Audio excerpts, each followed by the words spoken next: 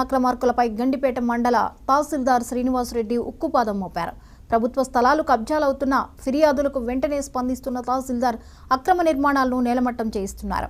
ఈ నెలలోనే గండిపేట మండలం పరిధిలో ప్రభుత్వ స్థలంలో ఏర్పాటు చేసిన పలు అక్రమ నిర్మాణాలను కూల్చివేశారు. తాజాగా గండిపేట మండలం బండ్లగూడ జాగీర్ మున్సిపల్ కార్పొరేషన్ పరిధిలోని ప్రభుత్వ స్థలంలో ఏర్పాటు చేసిన అక్రమ నిర్మాణాలను ప్రహరీ రేకులను కూల్చివేశారు.